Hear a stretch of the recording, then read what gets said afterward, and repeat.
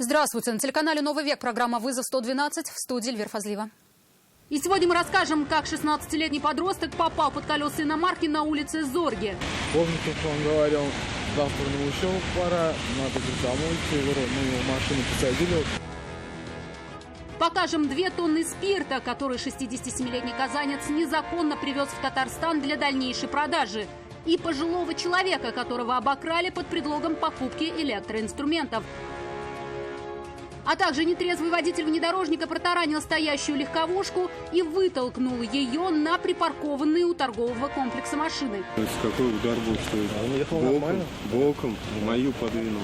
Это и не только. Прямо сейчас. 16-летний подросток был госпитализирован после попытки перейти дорогу на улице Зорге на красный сигнал светофора. Основной поток автомобилей остановился на красный. Пешеход, видимо, подумал, что можно и перебежать, хоть ему и горит запрещающий сигнал светофора. Но он не учел того, что в это время разрешено движение для автомобилей, которые поворачивают налево с Зорги на Фучика. И едва он шагнул на проезжую часть, как оказался на капоте едущий Kia Ceed. Мимо проехать не могу. Он единственный остановился, когда увидел лежащего на дороге перед машиной молодого человека. Что произошло, понял тут же. Самого момента наезда он не видел. Когда я остановился, у меня машина чуть подальше была. Вот. Он уже вот здесь лежал. Я все, оставил машину, прибежал, мало ли. Его помощь была своевременна. И для водителя в первые минуты он растерялся, и для пострадавшего пешехода. Не дал 16-летнему подростку уйти, как тот того хотел. Помню, как он говорил, завтра на учебу пора, надо домой, мы его в машину посадили, справа получается, пассажирская. Холодно же здесь лежать. Водитель рассказывает, все произошло мгновенно. Ехал в левом ряду, надо было повернуть на Фучика. Как раз загорелась зеленая стрелка. Пешеход выскочил неожиданно. Выбежал, я на зеленый свет светофор ехал. Поворачивал налево, хотел повернуть.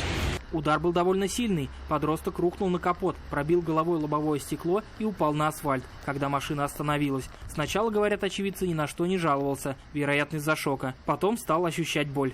Парень живой, нормальный, но ноги хромают, понятное дело. Он так нормально, он сам встал, пошел, ноги хромают, все. Буквально за несколько минут на этом самом месте около 10 человек также не захотели ждать разрешающего сигнала светофора и переходили дорогу на красный. Несмотря на сильный дождь и ограниченную видимость, пешеходов не останавливал ни вид разбитого автомобиля, ни скорая помощь, увозящая в больницу пострадавшего пешехода. Иван Сарафанов, Константин Бушуев, вызов 112. 3 человека, 47-летняя женщина, водитель Kia Soul и 2 пассажирки Kia Rio пострадали в результате столкновения иномарок на улице Арбузова. Они двигались в сторону проспекта Имашева. Водитель Kia Rio в плотном потоке автомобилей не заметил, как машина впереди притормозила и врезался в Kia Soul на полном ходу. Для пострадавших тут же вызвали врачей скорой помощи. Сам предполагаемый виновник происшествия не получил никаких травм. Это нечаянно было. Она передо мной была же. Я же не видел, она преступница или нет. Она остановилась или как? Она тормознула, и я тоже тормознул. Все равно, выехал. На улице Боруди нетрезвый водитель ховера протаранил припаркованную у обочины «Шевроле», которую от сильного удара выбросила с дороги на парковку торгового центра прямо на стоящие там автомобили. В аварии пострадал сам предполагаемый виновник. Он сильно ударился головой. Но, несмотря на это, пытался завести свой автомобиль и уехать с места аварии. Сделать это ему не дал владелец одной из разбитых машин. Он единственный был на месте, ждал жену с ребенком из фитнес-центра. И был рад, что они еще не вышли. Удар пришелся как раз туда, где стоит детское кресло. Водителя ховера успел снять на телефон владелец Kia Rio. Он же не дал ему уехать с места происшествия, забрав у мужчины ключи от машины. И вызвав скорую помощь, водитель внедорожника сильно разбил голову. Его госпитализировали. Он пытался уехать, я его сфоткал. Вызвал сразу ГАИ. То, что водитель ховера был сильно пьян, говорит, было понятно и без алкотестера. На ховере пьяный был. А сейчас он где? Его увезли на скорой. Я вызвал ему скорую. Мужчина сидел в машине на парковке развлекательного комплекса. Ждал жену с ребенком из фитнес-центра. Говорит, обычно паркуется в другом месте, подальше от дороги. Но сегодня встал напротив входа. Шел дождь и не хотел, чтобы родные промокли в поисках машины. Рассказывает, удар был очень сильный. Внедорожник на полном ходу врезался в припаркованную вдоль дороги «Шевроле Авео». От удара она перелетела через газон и довольно высокий бордюр и влетела в бок припаркованной Kia Rio. Ее, в свою очередь, откинула влево настоящую параллельно Subaru, которую также подвинула в сторону, но соседний автомобиль она уже не задела. Владелец японской иномарки был на работе, а о происшествии узнал случайно, рассказали коллеги. Я вот здесь работаю на смене. Оценить повреждения своих автомобилей мужчины не могли. Убирать машины с места до оформления аварии было нельзя. Какой удар был, что Он ехал боком, нормально? боком, мою подвинуло. Ну, типа у меня ровно была. Владельца «Шевроле» найти не получилось. Номера телефона в автомобиле не было. Лично его никто не знал. Его поисками позже занялись автоинспекторы. Состояние опьянения водителя «Ховера» подтвердилось. Теперь его лишат водительских прав и оштрафуют на 30 тысяч рублей. Владельцы других разбитых автомобилей возмещение ущерба могут получить в своих страховых компаниях. Но издержки они, в свою очередь, все равно будут требовать с виновника. По закону гражданская ответственность пьяных водителей страхованию не подлежит. Вероника Гайнудинова, Константин Бушуев, вызов 112. Нетрезвый водитель «Датсун», проехав перекресток улиц Гвардейской и Патрису Лумумбы на красный свет, протаранил Mitsubishi Outlander, водитель которого двигался по всем правилам.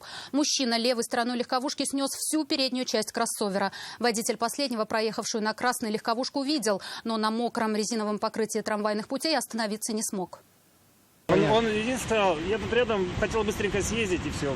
Больше водитель «Датсуна» не проронил ни слова. Ни что отмечал перед тем, как сесть за руль, никуда ехал, он не рассказал. Что мужчина пьян, водитель «Митсубиси» понял сразу, как только подошел к легковушке. Но он говорит, что я его не понял, то есть невнятная речь. Мужчина рассказывает, ехал по улице Патрису Лумумбы, до дома оставались уже считанные метры. Как справа на красный вылетела легковушка, он видел, но остановиться уже не успевал. Пытался избежать столкновения, но не получилось. Но он не сворачивал, он-то по прямой шел. Это я успел чуть-чуть подправить. Удар был довольно сильный, у внедорожника снесло всю переднюю часть. Владелец надеется, что силовые элементы не пострадали. У легковушки разодран весь левый бок. Автоинспекторы также заметили у водителя признаки опьянения и предложили ему пройти экспресс-тест на наличие алкоголя в крови. Мужчина согласился. Все. 0422. Теперь по своим неотложным делам мужчине предстоит отправиться пешком. От управления его отстранили, машину отправили на штрафстоянку. Теперь его, вероятно, лишат водительских прав на срок от 1,5 до 2 лет и наложат штраф в 30 тысяч рублей. Ему также предстоит возместить ущерб владельцу Mitsubishi. Радик Фархулин, Константин Бушуев, вызов 112. 2 тонны спирта, на который не было никаких разрешительных и сопроводительных документов, изъяли сотрудники отдела экономической безопасности в Казани. Грузовик остановили автоинспекторы. Внутри был алкоголь. Полицейские заподозрили, что он контрафактный. Вскоре выяснили личность владельца груза. В ходе проведения оперативно-розыскных мероприятий сотрудниками подразделения экономической безопасности было установлено, что житель Казани организовал канал оптовых поставок этилового спирта на территории республики, не имея на то соответствующей лицензии. Сотрудники подразделения экономической безопасности задержали мужчину во время перевозки спиртосодержащей жидкости для дальнейшего сбыта.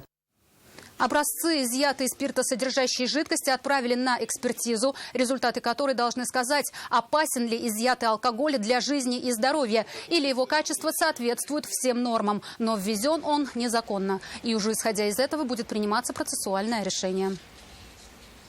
58 тысяч рублей пропали из шкафа 83-летнего жителя Казани, поверившего незнакомцу. К пенсионеру на улице подошел мужчина и предложил купить электроинструмент по выгодным ценам. Пожилой человек согласился и пригласил незнакомца к себе домой. И пока хозяин рассматривал предложение и оценивал товар, гость похитил сбережения пенсионера. Хозяин почувствовал неладное, но мужчина к тому времени уже успел скрыться с похищенным.